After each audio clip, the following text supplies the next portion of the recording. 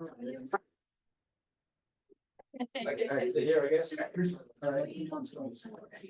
Oh, wow, we're on TV. Once you're back.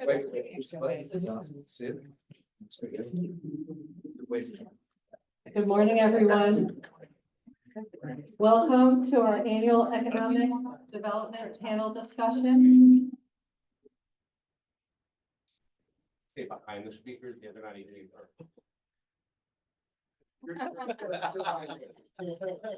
Martin, show them on the game.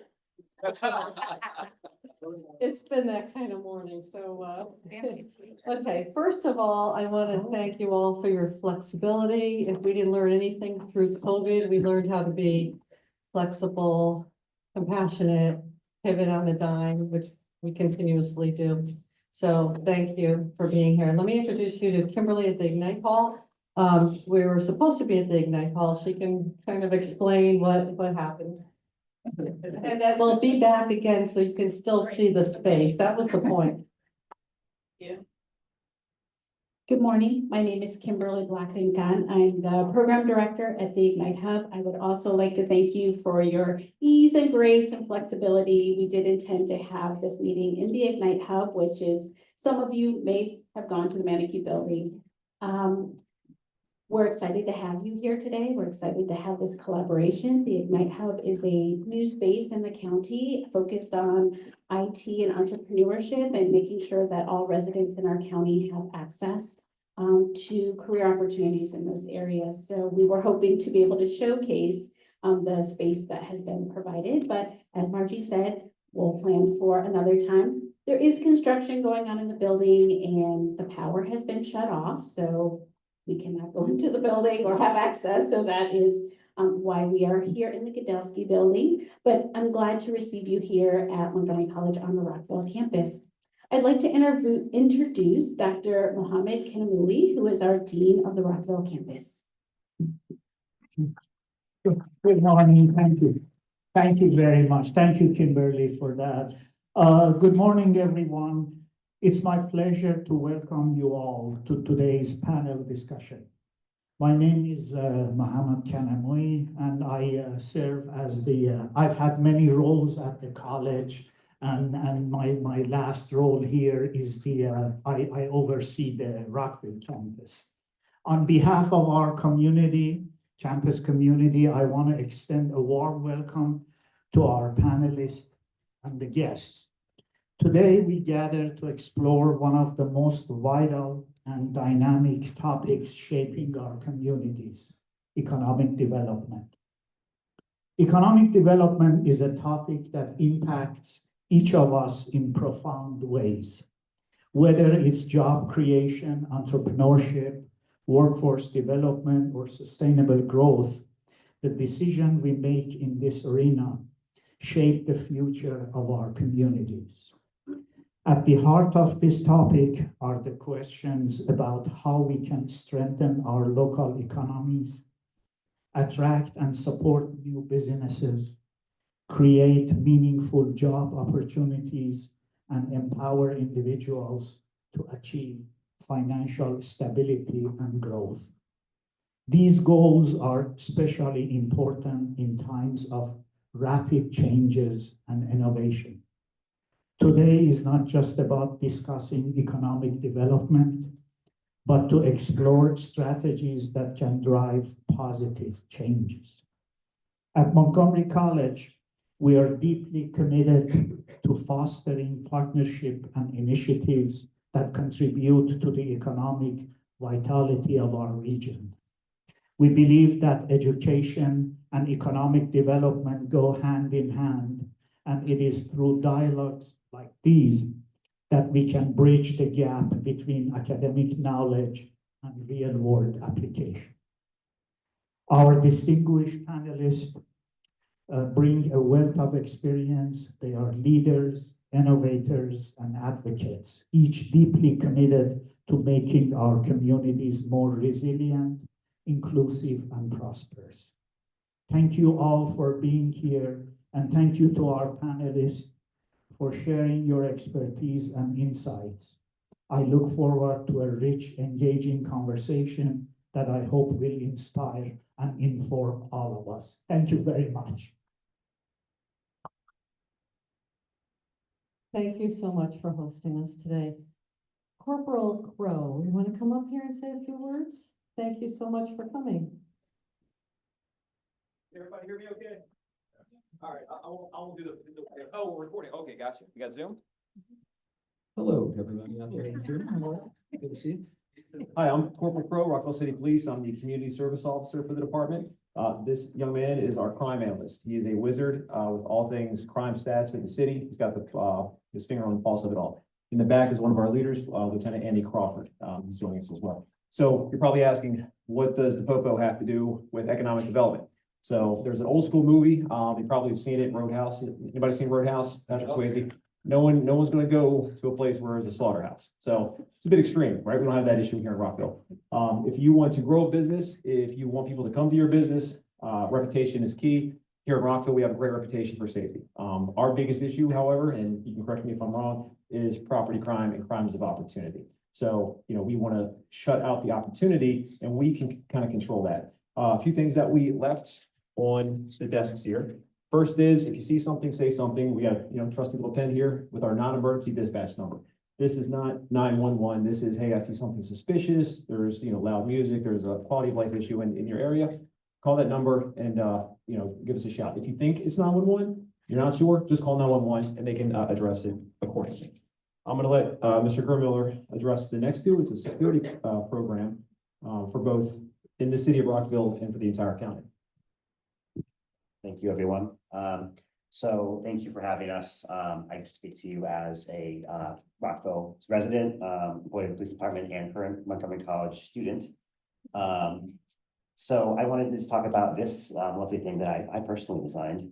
On one side, you'll see the Montgomery County security camera program. If your business is part of a geographic area that is designated as a higher crime area in Montgomery County, you can get a rebate from the county for installing quality security cameras.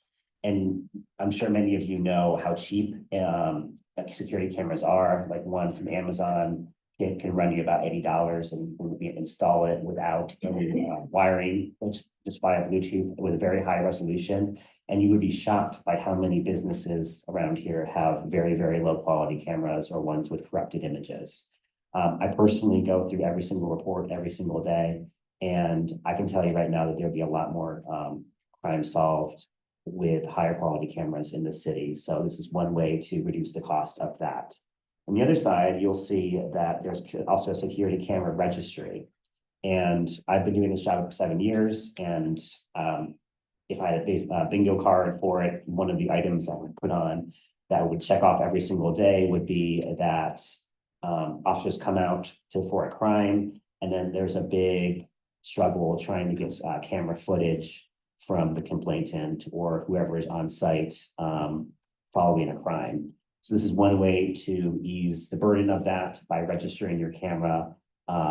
With the city, we can have much easier access to video camera footage when a crime does happen. Officers can go out and know immediately where a camera already is and be able to make this whole process a lot more efficient. The stats show that crimes most likely to be solved when officers can pretty much close the case within a few hours of it occurring, and with apprehension, and with camera footage, that's a much better way to do that. So yeah, spread these all around. Please go forth and evangelize for it. And thank you for having me. Well, then the third item on the tables for you is it's general recommendations for business security. Anything from deadbolt length to leaving the register open if it's by a window so they can see that it's empty so they don't break the window, to securing your tax files and your valuables and your money in a hidden safe somewhere, or a locked file cabinet somewhere that's discreet and out of view. So that's just general recommendations. In the city, we do security surveys. If you're in the city limits, it's a free service. Yeah, reach out to me if you'd like me to come out and take a look at your business. It takes about an hour and a half, and I give you a report after. But thank you all for having us. Thank you for your time. Thank you very much. We appreciate it.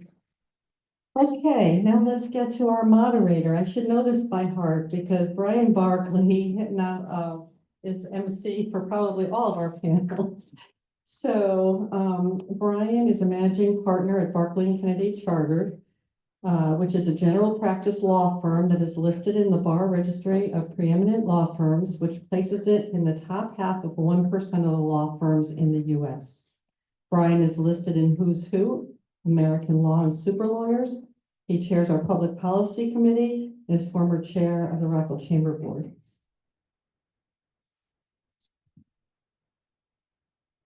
Thank you, Margie. Good morning, everyone. Oh, come on, you can do better than that. Good morning. Hey, a little more coffee, everybody. Okay. Very kind of Montgomery College to host us here. What I particularly like is I do MC a lot of this. I actually get to sit here. Sometimes I have to stand through the whole thing, so I get to get a little comfortable. We have a great panel here. I am not going to read their entire resumes because we'd be here till 11:30 if I did that. That's how talented this group is. So I'll briefly introduce each of our panelists. I'm going to start on my right with Cindy Rivard. Cindy serves as the Chief Executive Officer of Rockville Economic Development, READY, which identifies and develops economic opportunities to help Rockville prosper and lead us as a 21st century city for business. With her 20+ year background in commercial real estate law and development, she leads READY in new and inventive ways to create economic growth, attract and retain businesses, and highlight Rockville as a premier community for businesses, workers, visitors, and residents. Then, if I can get my order right, I do. To her right is George Thomas, Vice President of Innovation and Strategic Initiatives at Connected DMV. George is a recognized industry expert at the intersection of technology and business in areas such as quantum, cybersecurity, cognitive computing, deep analytics, smart cities, blockchain. I don't even know what the next one is. What is IIoT? Industrial IoT. Ah, there you go. And cloud. Why am I saying all that fast? He has served the public sector and energy sustainability, education, and transportation industries for over 20 years. And I'm going to go to my other side, to Bill Tompkins, who's right next to me. Bill is the President and Chief Executive Officer of Montgomery County Economic Development Corporation, MCEDC, based in Rockville, Maryland, as it should be. Right, Bill? He leads a team of 25 diverse professionals who work to fulfill the mission of making Montgomery County one of the best, most diverse, and equitable places to be in business in the country. He was previously Executive Vice President and Chief Operating Officer and has been with MCEDC since January of 2019. Next over is Judy Costello. She works for Montgomery County, Maryland County's executive on a variety of projects related to business growth and retention, innovation, and economic development. Before joining Montgomery County, she worked for BioHealth Innovation, a Washington, D.C. area nonprofit focused on growing. I'm trying to go fast because I don't want to let these people speak. So I apologize for fumbling a little bit there. On growing the biohealth industry in the region as Managing Director of Economic Development. Prior to joining BHI, she served as Director of the Maryland Department of Commerce's Office of Biohealth and Life Sciences and as Deputy Director of the department's Bio-Maryland Center. And finally, to my far left is Jason Knott. Jason is the Senior Director of Business Development for the Maryland Department of Commerce. He has over 25 years of experience in economic development and leads Maryland's business attraction efforts. Jason works with corporate end users and their representatives to identify real estate, and we got a lot of realtors here, workforce, business, and research partners, discretionary incentives, and tax credits. Again, that's just brief introductions of each of our panelists. So I have just some prompts for each of them, and we're going to go down the table, and I'm going to start at my far right, if I may first. Ready? Okay. Give us a brief overview, a little bit there of what each of your organization does. Thank you, and thank you for having us here. I work for Connected DMV. The DMV standing for DC, Maryland, and Virginia. We do not issue driver's licenses. We serve in the function of economic development coordination across the 24 jurisdictions that make up Greater Washington. If you think about that as a collective, it's about 6.5 million people. with the GDP, economic value of about 590 billion, which if it were a standalone entity, would be the 23rd largest country in the world. It's a significant economy. And so the reason why we were thought up and exist is because of the fragmentation between the two states and the district. It's been impossibly hard in the 125 years DC has been a city to coordinate on anything, to compete against other parts of the country and other parts of the world. And so we were kind of thought up to kind of help bridge that gap, to be the glue and the grease to make stuff happen as a region. And so we're focused within economic development on a single function on what we call next generation industries. So our mission is to look at what will be big ticket items like AI is now, like data centers was 20 years ago, like the internet was 30 years ago. To think about what they are 10 years out from now, and how do we capture parts of that in our region to compete. And we have to put a lot of seed into place to make that happen, for the ground to be fertile enough to capture net new industries. And so that's our mission statement. So there's 4 essential kind of next generation industries that we are currently focused on. We started in bio on something called human monoclonal antibodies, which is expected to be the next generation vaccinations in our lifetimes. It will be an alternative to vaccinations. Like when President Trump went down the first time with COVID, he got a shot and he was back up in 6 hours.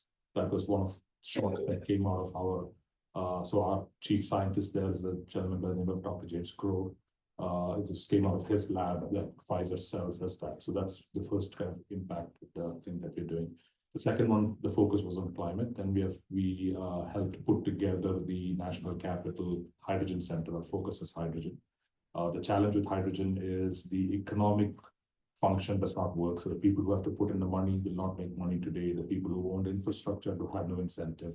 The people who are innovating have no money to put in. So part of the National Capital Hydrogen Center effort was to try to figure out how do you make that kind of work together as a community. And that one particularly extends all the way across the state of Virginia, state of Maryland, parts of Pennsylvania, because it's an infrastructure, but it cannot be just a region. So that's the second one. The third one is in quantum. We run the Atomic Quantum Innovation Center. There's a whole number of efforts going on the quantum that is expected to be almost as big as the internet was for global economy. So we are really trying to capture a big portion of that. And the fourth one, we are in the process of finishing the strategy at the end of this year, which we will launch formally next year. It's going to be focused on the commercialization of space. There'll be an entirely new industry in 10 years. That's the private space industry. Think manufacturing in space, things of that nature. And so we are trying to get ahead of the curve and have identified a lot of threads. We will know at the end of the year whether there's a there to stand up something on the private space industry and everything there. That's not just launch or satellites. There's a million industries that we are involved with today, from manufacturing to bio, that will all start happening in low Earth orbit or other places in space. So those are the 4 kind of areas that we are focused on, all with an economic development angle is the main kind of lens that we use for next generation industries. Hi, everyone. I'm Cindy Rivard again. So my jurisdiction is probably the smallest one up here. It's the boundaries of the city of Rockville. And so we're a little bit more hyper-local, although some of our technologies or focuses of industry areas do overlap. Our goal is to help businesses come to Rockville, grow in Rockville, increase employee opportunities, and increase the tax base for the city so that we can continue to provide quality services like you heard about initially this morning with the police department. We are a very safe community, which is one of the reasons we flourish so much. We are also part of an industry cluster of bio life science technology that's 3rd in the country. 120 bio life science companies are located in Rockville. So we spend a lot of our time focused on that industry area. We have a very strong board that is diversely made up of a lot of different industries, but very well represented with life science, bioscience, and a bio committee that is trying to find ways to create sort of the ecosystem for the companies that are here to get to know each other better. So that is one of our strategic areas for this year. We have a 21-person board, and every year they do an annual retreat, and they come up with a strategic plan for the year that we then execute. So the next industry area that we're really focused on for 2025 is small scale manufacturing. Rockville has an economic edge because we have a lot of light industrial space, both in the Twin Brook and East Goody areas. So we spent some time with a consultant last year putting together a report, Recast Cities, to figure out what could we do to make this a stronger sector. Also, interestingly, the tax base for industrial property has grown faster than commercial or other areas. So it's an area for the city to really double down in increasing tax base. And it's also an industry area where there's equality and the ability to start your own business. The statistics show that folks who have their own business and can make more money than if they go into traditional roles for retail or restaurant or service industry. So it's a way for a family or to create some generational wealth to pass on, and if you're new to the country, also to take your skill sets and almost immediately start to figure out a way to work. So this year, we started a cohort to provide technical assistance to small scale manufacturers who are emerging. They're going through this training and one-on-one counseling with a group called 37 Oaks right now. And in the spring, we're going to work with companies that are trying to scale. So they're already established and a little bit more, have more roots in our community already. The next area that we're focused on, and we're always focused on, is small business and entrepreneurship. So one of our signature programs is the Maryland Women's Business Center. It's an SBA program, so we provide free one-on-one business consulting for anybody who would like to start a business or needs help with their business. We use a growth wheel methodology, so all of our counselors are trained in growth wheel, and you can get help in writing your business plan, writing a marketing plan, figuring out how to get your paperwork together for an SBA loan. We have a lot of resources to connect people with the professionals they may need, like lawyers and bankers and insurance for their companies. So that's a really great program. If you want to check it out, or anybody who needs assistance, while it's called the Maryland Women's Business Center, we serve people of all genders. So many other genders than women have been through our program. And then the last one, which is kind of exciting, that we noticed that Rockville is starting to have a cluster of clean technology companies. And you probably saw in the news that Amazon just invested $500 million into X Energy, which is a Rockville company, to help develop small scale nuclear stuff. And I'm sure George can talk about that better than I can, because I'm not a scientist, I'm a lawyer. But we see it as a growing sector where the businesses need similar space to what bio and life science businesses need. So while bio and life science space needs are sort of on a decline at the moment because of just cycles, clean technology can fill those spaces. So that's something that we're going to be talking to brokers about. And actually at our board meeting on Thursday morning, our deputy director, who is a research person, is going to give her preliminary findings with regard to the research she's done so far this year in the sector. So you can always Zoom in to watch our meetings or come in person to our office. Good morning, everybody. So if you take what Cindy does for the city of Rockville, we do that for the entire county. We are the county's representative for economic development. That's how we're funded. And you'll hear us go back and forth on a lot of the same topics, especially with Judy. We focus on 7 or 8 key industries, which includes all aspects of life sciences, but with a focus on biotechnology, hospitality, especially corporate hospitality, which is centered in the Rockville, Bethesda area, nonprofits, real estate developers, and corporate headquarters. We are also working very closely with the county executive's office, and you'll hear the overlap on what we do to expand our international presence. We are moving more towards business attraction outside of this area. So you'll see us spending time in Boston, the Bay Area, in the San Francisco Bay Area, attracting companies that we call lookalikes. They should be here or have a presence here. And we'll probably talk about $20 million in new funds that have been announced, or actually 10 million has been announced, and any day now we'll announce another $10 million in funds that are available to create a very attractive place in the area for businesses to start up, to grow, and for jobs to grow. I think you just did, Bill. Well, it's not a secret. The good news is it was announced back in May, but the actual formal launch of the two funds that are coming on board will be any day now. We already announced the Jobs Fund, Job Creation Fund. And this is for all businesses, whether you're in Rockville or elsewhere.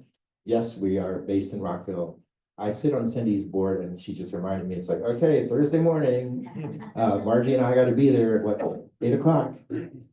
So we are happy to be part of this team, and you'll hear from Judy and you'll see all the things that we're doing really to make Montgomery County stand for what it is. Our reputation is such that, okay, are we as competitive? The answer is absolutely yes.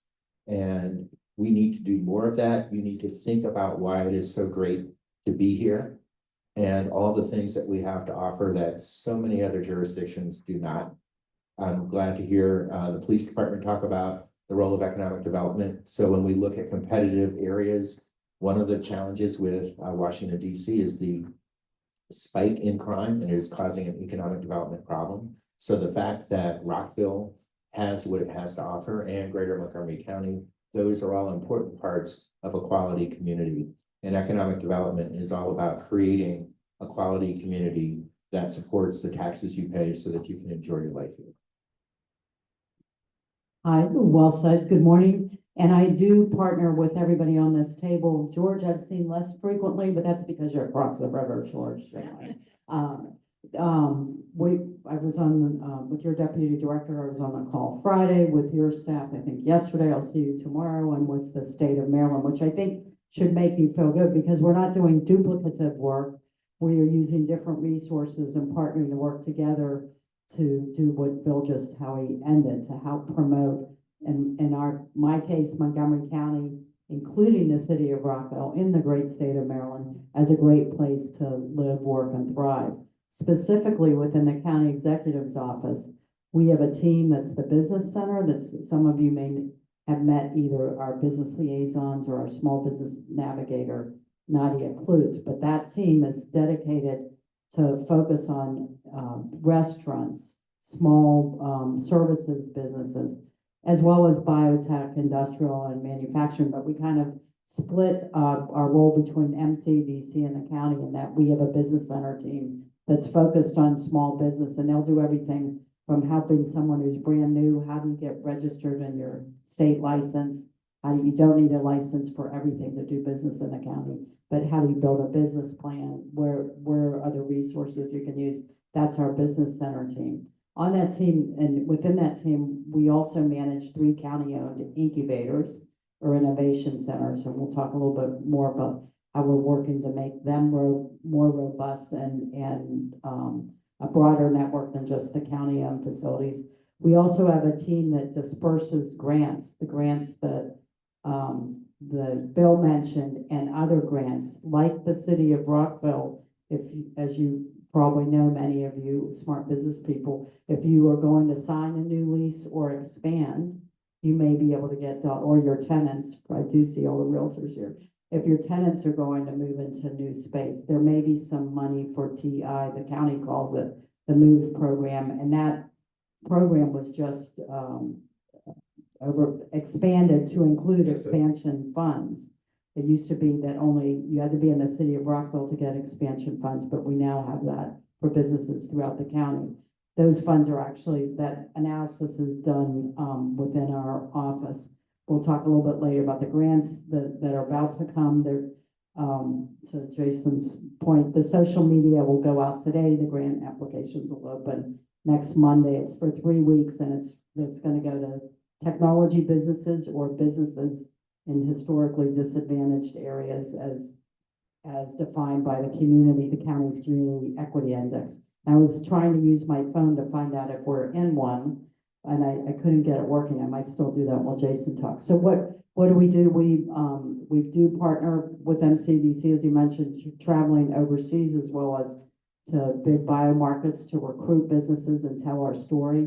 We know that a lot of people, not just in biotech, but overseas know of New York or California. If it's bio, they know Boston. And we are out there singing Montgomery County and Rockville's presence and telling them that we've got a great place to live, work, and play. One of the most highly educated and diverse places in the country. So we'll keep talking. Let me pass this to Jason. So what they said, but only at a state level. So everything from Deep Creek Lake in Western Maryland all the way to Ocean City. We are the Maryland Department of Commerce, and we're a cabinet level agency. Greetings from Governor Moore and Secretary Anderson this morning.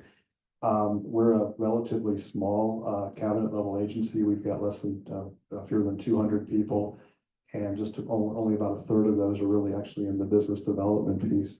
But so we're really relatively small for covering the whole state. We do a number of things. I'll talk first briefly about what I do with the caveat that it's not the be all end all. So I'm a big game hunter. So I go out in partnership with regional and local folks and around the country, hunt for new businesses to bring back to Maryland. These are generally multi-state competitive. We do compete with Virginia and DC. George, sorry about that, but it's a fact of the matter. But we also compete with California and Massachusetts and Texas and Florida and everything in between, and sometimes internationally. So that's really what I do. But that again is not to be all end all of what the Maryland Department of Commerce does. The biggest opportunity for job growth and capital investment in the state is really growing, expanding our existing businesses. And to that end, we have a team of 12 regional reps who are stationed around the state, all the way from Deep Creek to Ocean City, who represent anywhere from 1 to 4 Maryland counties, sort of depending upon the business density. You all may know Carla Merritt. She is our Montgomery County rep. Carla, unfortunately, is recovering from an accident right now and couldn't join us today, but she is getting better. Carla is your Montgomery County rep here. She covers the whole county, again, in partnership with Bill's team and Judy's team and Cindy's and the rest. And her group, she and her 11 peers are really responsible for what I like to call the care and feeding of our existing businesses. I've always said, I led this group for a little while, and I always coached my team to say, look, I think the first question you should ask any business when you sit down across the table from them is, what keeps you up at night, right? And that's really where it starts. There are any number of workforce development, workforce recruitment, financing, real estate programs, et cetera, that are both housed in the Department of Commerce, but also the State Maryland Department of Commerce and in our local jurisdictions and in other partners that can really be applied to some of these things that keep some of these business people up at night. And our job is to identify those. The sort of a tongue in cheek is, we're business and we're here to help. And it really is true, because we do engage one-on-one with Maryland businesses. And I could go on and on, but there are sort of top level. Carla has been on this panel for several years. I hope you'll express to her our wishes for quick recovery. Hold on to that microphone. I'm gonna come right back at you. Don't get off that easily. So the next thing I want you all to talk about, and different perspectives around. So obviously, we're the Rockville Chamber of Commerce. We're really concerned about Rockville, but we all work together. And so how do you promote Rockville, the county, the state, when you're trying to attract new businesses to the area, particularly Rockville, from my perspective? So I have a confession to make. I'm a Baltimore boy, and I'm not exactly sure where the Rockville city line is. But my point in saying that is that our customers are lucky if they know what a county line is, let alone a state line. Our customers are looking competitively in regions. They're depending on their type of business, they're generally looking for a labor shed, a workforce, shed, if you will, of say a 45-minute drive time. Or if they're in the more industrial space, they're looking for logistics, advantages as to where they're going to locate. That said, we promote Montgomery County and Rockville very, very heavily in everything that Cindy and Bill mentioned. Certainly the life sciences are huge. It's very nice to hear Cindy say that there is real estate product for production, if you will. Maryland has been for probably 30 years investing in education towards the life sciences. And that investment is starting to pay off with a lot of these companies going into phase 3 trial manufacturing, pilot manufacturing, and full-scale manufacturing. So that's the dream, and the dream is starting to come true. We also focus in this area very heavily on everything IT that George talked about. Certainly satellites are strong here, defense contractors. We worked with Blue Halo not too long ago to expand and make sure that they didn't take what they have across the river to Virginia again, sorry, George, but also to expand them significantly in the county. Last year, you may have seen a very large investment from AstraZeneca. We worked on that. So we're really focused on your strengths, and we take our lead from our locals. That is key. Everything that we do in partnership with our local partners. We don't come in as the mothership state and say, here's what we think you ought to do. It's the other way around. We work with the local partners to understand what you guys want. First of all, what you're good at, what you're a good fit for. And then as I go around the country marketing the state to corporate end users and a lot of their representatives, consultants, etc., I know exactly what I've got to sell in each area of the state, again, from west to east. Did that answer your question? Did very well, thank you. Judy? Oh, and by the way, AstraZeneca just joined the Greater Rockville Chamber of Commerce, we're proud to announce. All right. I remember a certain connection. So, and AstraZeneca, we're grateful, has a great footprint here, and it does relate directly to your question because they have the presence that most of you know in Gaithersburg, expanding in Rockville with a $300 million cell therapy manufacturing facility, but they also have a large presence in Frederick. So sometimes, and to what Jason just said, when you're in California or Ohio or Asia, people know Maryland if we're lucky, and they don't know Frederick, Montgomery County, or the city of Rockville. So I'm not going to steal Cindy's she has a marketing response for that relates, but we basically promote, how do we do it? We tell people what Montgomery County is, usually say we're right next to Washington, D.C., because that everybody knows. And then we talk about our strategic industries, which we do in partnership with MCDC. So I'll let Bill elaborate on that more. I do want to reference something that Cindy said about small scale manufacturing and clean tech. We also know that we have, the industry experts will say, about the right amount of bio inventory in Rockville. And there are places you may or may not know that there are biotech labs, state of the art, and buildings that don't look like biotech manufacturing. I'm thinking of the building right across from Clyde. You'll see a tall office building. It has biolab suite that are beautiful. And also in the city of Rockville or Celix and others up here by King Farm. So there's a lot of biotech lab space that's actively being used. There is some that's spec space. But what we see in addition to clean tech is that that's also ready, built, and works for advanced manufacturing across the board, including Jason mentioned Blue Halo. You may or may not know that they're a satellite manufacturing company. Hughes is also here in the county. We have a couple smaller chips companies.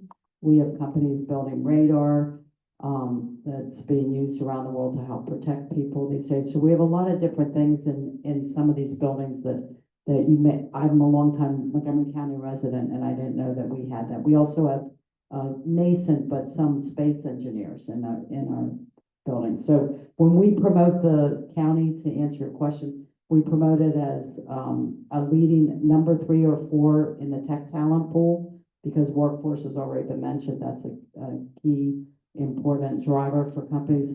We talk about Montgomery College and the universities at Shady Grove and how that will help train your workforce.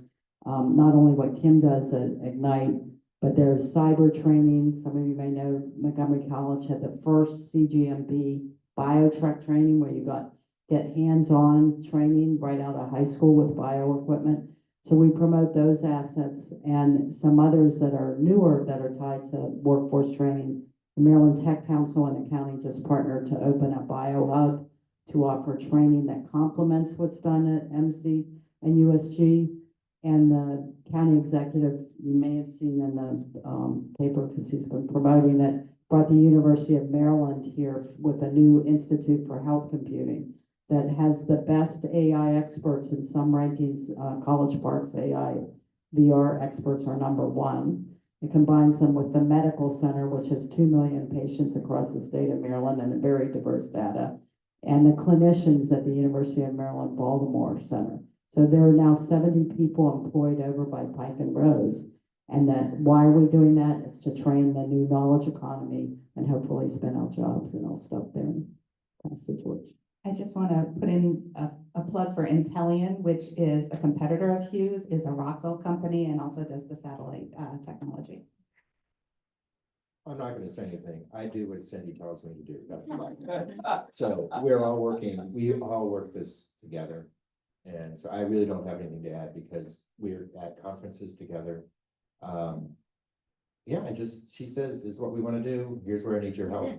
And that's what we do. But actually, one thing that the county has, when you heard about the incubators, the one in Rockville in particular, is a place where we attract a lot of international businesses in terms of an international soft landing program. So it puts Rockville on the map on a world stage. So there are lots of little things we do, and there are lots of big things we do.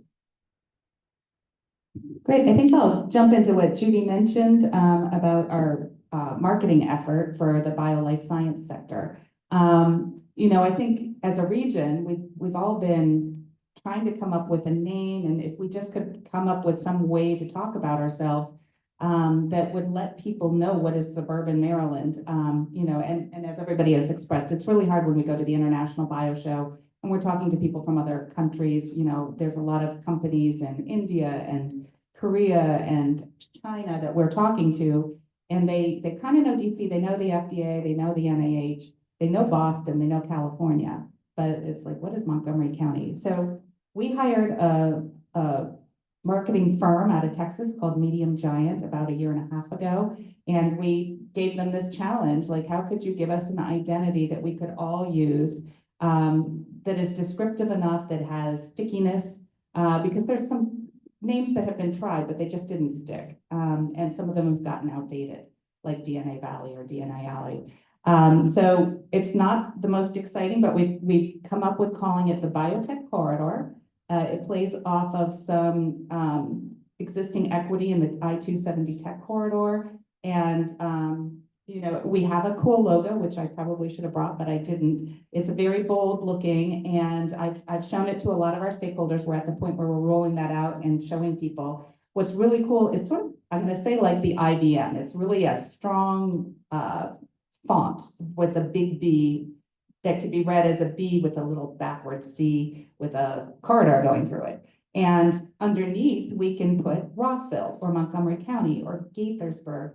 So it's very adaptable to different colors, different treatments, and we can look like we're together and still talk about our separate jurisdictions. I mean, I think that's kind of what George has been talking about too, is like, we're a region, we need to be together in some ways, and then in some ways we're territorial. So this approach is hopefully going to bridge that gap for us in marketing. Our next step with the marketing firm, they're going to give us 2 campaign treatments and that we'll look at in December and choose which direction we're going to go so that we'll be teed up for the International Bio Show. So very exciting about that. So I will say that is just one industry sector, but that is an attraction effort that we're trying to make as to how do we make Rockville and Montgomery County and Maryland more visible. If Maryland wanted to adopt it, we could talk.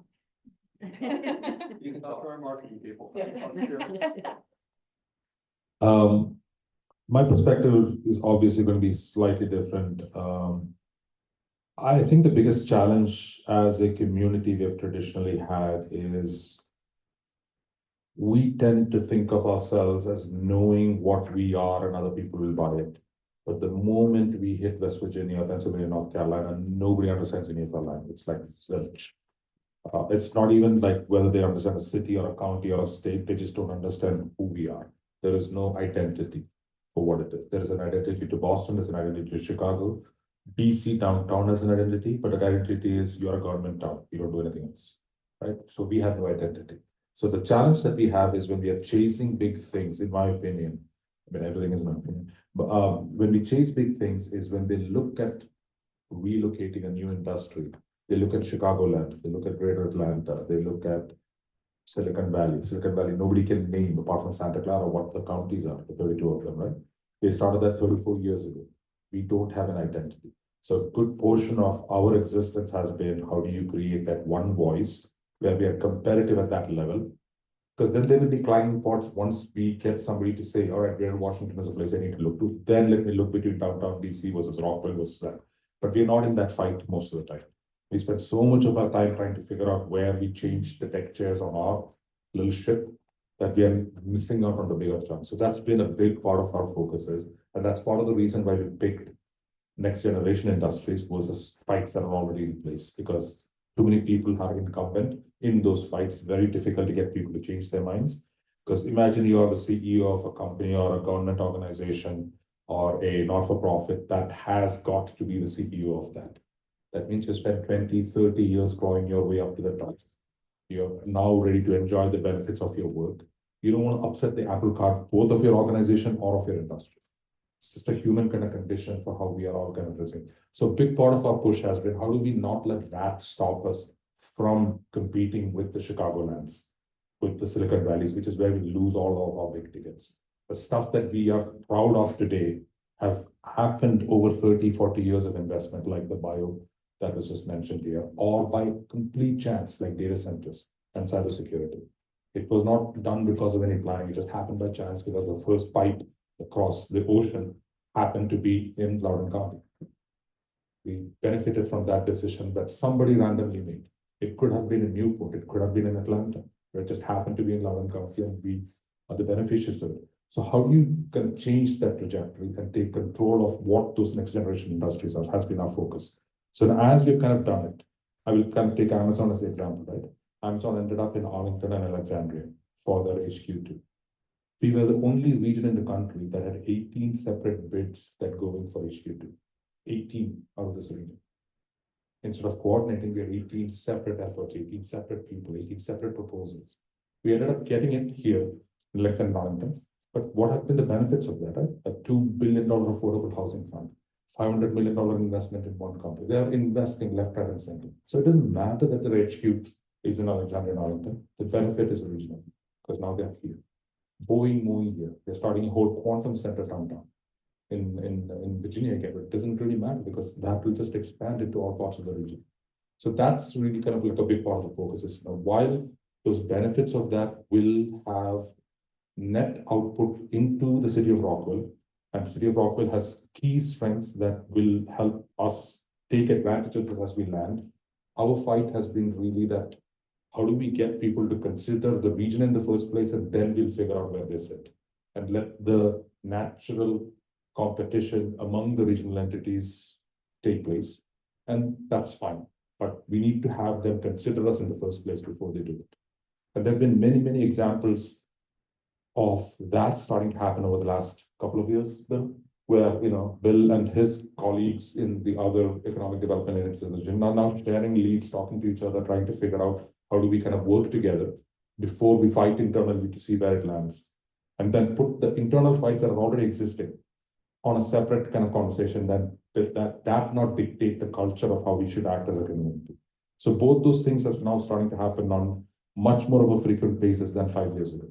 And that's, kind of like what is in it for Rockville to what you asked. I think that, if we can get over that threshold, all the rest of it good.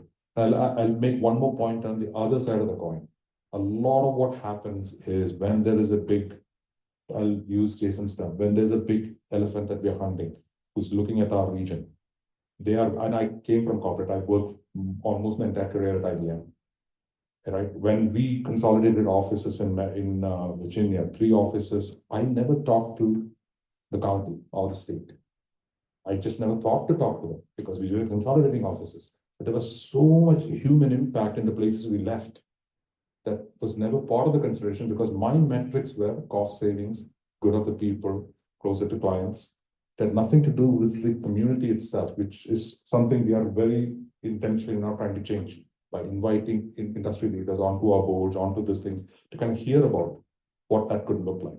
But the one key thing that is happening that we can get ahead of is, so if I'm a big corporation and I'm looking to move to the DMV, forget all of Maryland, just in the DMV, I will have teams negotiating with Maryland, DC, and Virginia separately to get the best deal that I can. And we, in that sense, competing against ourselves to give away as much, but the net benefit to all of us might have been about the same without having to give that away. So in the places where we get engaged, we try to coordinate or let the 3 parties know, you are being negotiated by XYZ for this. The 3 of you perhaps should get on the phone and talk.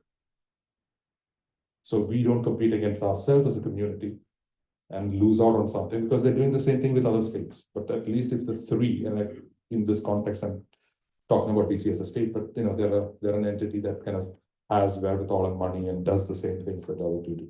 So that's kind of part of our kind of mission. We see it is it's good for Rockville, but it's only good for Rockville if you can even get Greater Washington as being the interest point. So we have about 10 minutes left. I'm going to ask if each of you spend maybe 2 minutes. I'm going to stay with you again, if I may, on recent successes, new initiatives, whatever you'd like to address in either of those regards. I'll point very quick things. Quantum, like this is the same path we followed, right? When we started Quantum 5 years ago now, we were not in the top 10 regions in the world people would even think about from a quantum perspective. Now, I would say we're in the top 3 in the world. We've had 2, I cannot name them, 2 companies that have moved headquarters here now in quantum. There's expansion. Every time there's a conversation about starting an office, doing something, we are a region in consideration just automatically. So we started an event called the Quantum World Congress 3 years ago. We have delivered 3 of them now. It has become the premium quantum gathering in the world. We had delegations from 29 countries in the last session, which happened in September. So that's one example of like clear success. We can move the needle, we can showcase what it is. And these are companies that are startup spin-outs, 3%, 5%, 10%, to companies like Boeing that are starting to create offices here, which would be massive, right? And we have our own success stories. Out of the University of Maryland spun out a company called IonQ, which is now publicly traded. They're worth $3.5 billion. It's a startup, a huge success story from our region that we can kind of put up a flag and say. The next aspect of that is commercial space. Outside of SpaceX, from a launch perspective, pretty much every major A&D firm and satellite company and data company in space has a big footprint in the region. So that's the focus that we are looking to take and say, how can we take advantage of that to help create that seed groundwork to do that? So on December 3rd, if any of you are around, there is a big one-day event happening to kind of discuss what the DMV can do in space. It's happening at the Embassy of France. Multiple foreign countries are coming to it. The keynote speaker is the chief technologist of NASA, who previously worked for Blue Origin, worked for Virgin Galactic. So it's going to bring that perspective in. So we are taking, like, as a community across the DMV, and actually I would say it extends to Newport, extends to Baltimore, is how can we as a community really come together to take and grasp at these big things that will have all kinds of net downstream effect from. I know there are real estate focused people in the group, all kinds of campuses that need to be built, new buildings, new clean rooms, new tech rooms, all kinds of stuff that need to come. So it extends into everything besides the science of it or the engineering of it. Great. I think I'll focus on something again, more hyper-local. Margie and I had this conversation when we both took our positions relatively close in time. And we were like, what is Rockville? Like, we had no idea, like, what is there to do? What does it mean? What is the community identity? So one of the projects that we undertook in 2021 and Amanda Bosland leads, who's our marketing and communications director for Ready, is a local tourism effort called Explore Rockville. The website is explorerockville.org. It pulls together a business directory of, restaurants and retailers, and sets up different areas of the city. So you have identities for different areas of the city, like Rock East, which is our East Goody area. And we were positioning that as a makers district. Then, of course, we've got Town Square. We've got, King Farm. So different shopping areas, different places, different neighborhoods that we highlight. And then there's also a calendar of events. That was something that, the city was a little bit constrained in being able to promote private industry and private events, but we can do that on this website. So it pulls together things to do and see in Rockville. And it, we started in 2021, it's 2024, so it's been growing each year. It was also very helpful during the pandemic to put some highlight on some of our local businesses and make sure that they kept having customer traffic coming to them. Amanda's been growing this Global Bites effort, focusing on the restaurants and the fact that you can really dine the world here. We have great cuisine and pretty much any kind of food that you would like to have. So we use those efforts and partner with Visit Montgomery through all these efforts. So they actually tie our website to theirs so that we take advantage of their SEO, and we coordinate some of our campaigns together. But when you think about economic development and attracting businesses and retaining businesses, a lot of it is, what does the CEO and his family or her family want in their community that they're going to live in? And again, it does expand beyond Rockville. I mean, we all go to the parks everywhere, but this area is a really nice place to live. There's great schools, there's great parks, there's safe communities, there's creative things to do. Another thing that we talk a lot about is the importance of using both sides of your brain when you're in a place that is focused on innovation like we are. So we need people who think creatively here. So having that opportunity for engagement in your personal life and your family's personal life is also a very important a driver to attract businesses and retain them. I think you've heard about a lot of the recent successes, and don't underestimate their value. When you talk about Blue Halo, that's a world-renowned company that they could have moved to, I think it was Kentucky, they could have moved several other places in the country, and they stayed here. You heard about AstraZeneca, $300 million is a lot of money. So they're big companies, they're small companies, but don't forget about the companies that are choosing to stay here. And in this volatile market, that's really important. Eagle Bank just announced that they're moving down the street. They're staying here in Montgomery County. You will hear about another Fortune 500 company that is staying here, moving to another location in Montgomery County. And I know we get into these discussions about what's in the city of Rockville or not, but just listen to what George said. If the region is strong, we are strong. You'll gain one here, you may lose one there, but it adds to the overall tax base. It is one region. Yes, our offices are within the city of Rockville, but it's 1 block away from Rockville, but not the city of Rockville. And we want to make sure that the whole region, whether it's Twin Brook, look at the opening of Twin Brook quarters on Rockville Pike, huge development. They've started the first phase of it. That's the BS Hall company located here in Montgomery County. The bottom line is the list goes on and on and on.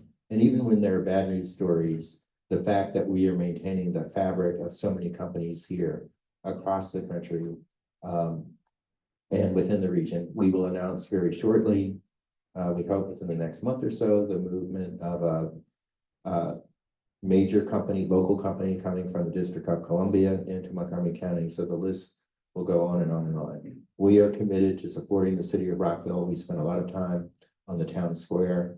And because this is the seat of government, we have a special interest in making sure that Rockville is successful.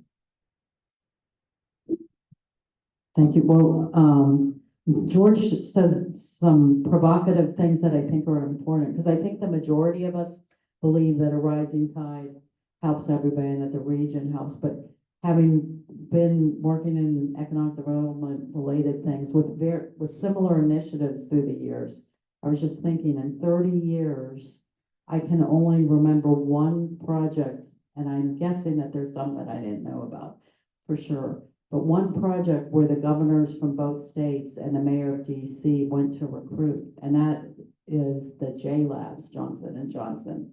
J Labs had opened up now maybe 10 years ago in Washington DC. So the reason is, and I will say neither one of those governors or mayor are in leadership now, so I think it's okay to say that they did that because that by working together, by the way, that was the only way that we got J Labs, which for those of you not in biotech, it's a state-of-the-art resource for early stage bio companies, and Johnson & Johnson supports this beautiful labs and beautiful facility right over by Walter Reed, the old Walter Reed campus.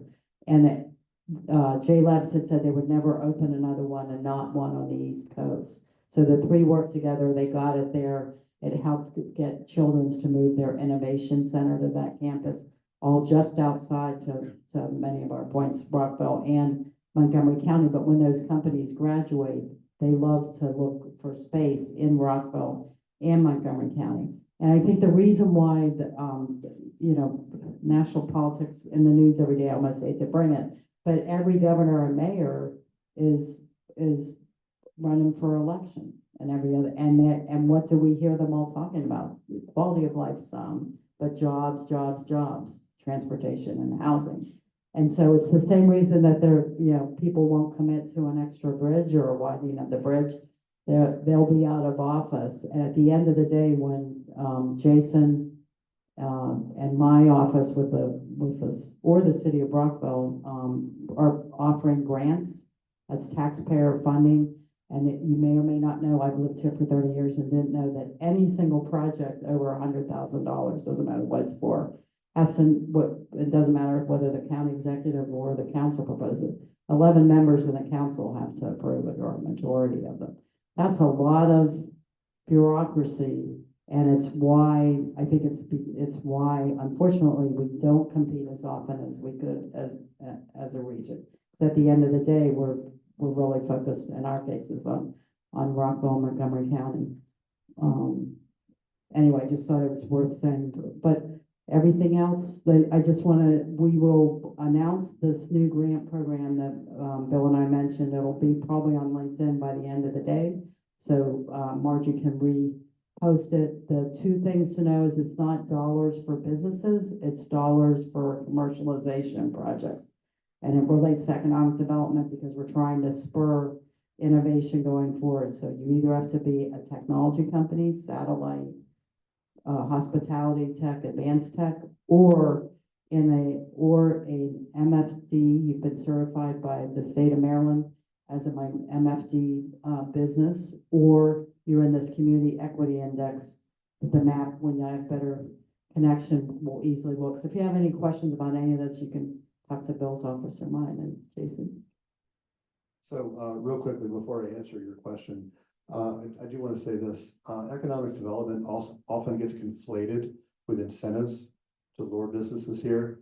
And I've been doing this for more than 25 years. And I will tell you that what incentives end up being are cherries on top of an already awesome ice cream sundae that we've got in this region, right?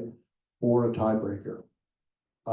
Generally, when we're competing a multi-state opportunity, by the time for a big opportunity, by the time they are identified and they're competing multi-state, they've narrowed it down to 3 to 5 metro areas where they're comfortable doing their project. So at that point, one of those 5 is going to win. It now becomes, I don't want to call it a beauty pageant, but it becomes a beauty pageant. They will get down literally to, column ZZ, row 100 in their pro formas, and they'll see that their operating costs in these 5 areas are, within 1% of each other, right? Literally. So then it becomes a question of tie breaking with the incentives piece, or where does the CEO's wife want to live?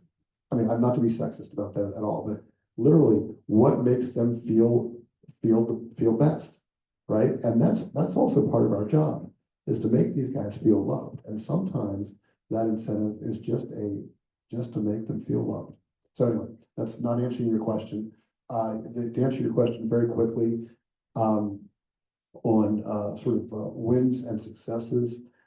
In my world, again, in this elephant hunting, as George and I put it, if I have 12 to 15 wins a year statewide, that's an average to good year. That's a good year. And again, we're talking, as George just pointed out, these are larger scale. These are opportunities that represent, hundreds of jobs and hundreds of millions, or at least tens of millions, if not hundreds of millions of capital spent by the company, right? So if and again, we've talked about Blue Halo, we've talked about AstraZeneca, I can talk about Kingspan in Western Maryland, I can talk about Johnson Controls on the Eastern Shore, around and around, right? But again, those bigger opportunities, 12 to 15 a year for me is great. But I will tell you that our department, again, I said it earlier, that, this elephant hunting is not the be all end all. Day to day, we have wins every day in the department, small business loans that are made. Business to business connections that are made by our regional opportunities to try to keep as much supply chain in Maryland tax dollar in the state. We have those wins every day, and you'll never see them in headlines. Thank you. It's been a spectacular panel. Those of us like me who try and follow these issues, I come to this and I walk away with 10 or 12 things I didn't know before I walked into the room. So I hope this has been instructive and educational for all of you. If any of the panel can stay for a few minutes, I know we've all got things to do. If you have individual questions, I'll ask you if they want to stay for a few minutes. Margie, do you have anything else you want to tell the group? Thank you, everybody. Thank you, everyone, for coming. We really appreciate it. Have a great day.